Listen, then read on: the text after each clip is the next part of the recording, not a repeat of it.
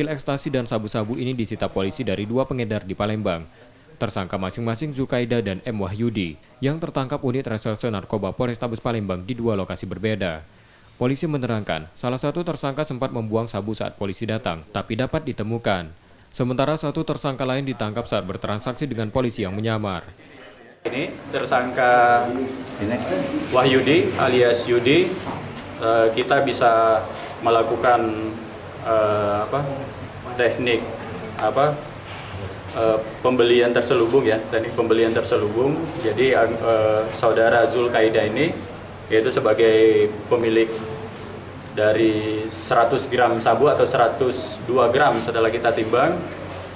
Ini kita TKP-nya tertangkap tangan pada saat melintas ya, pada saat melintas di Jalan Jepang di Kecamatan Alang-Alang Lebar. Jadi ini langsung kita transaksi dengan anggota kita di jalan, sehingga kita dapatkan yang bersangkutan ini sempat membuang di TKP.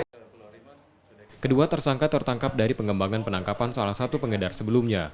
2 tersangka itu terancam hukuman di atas 10 tahun penjara. Yudi Kiswanto, Kompas TV, Palembang, Sumatera Selatan.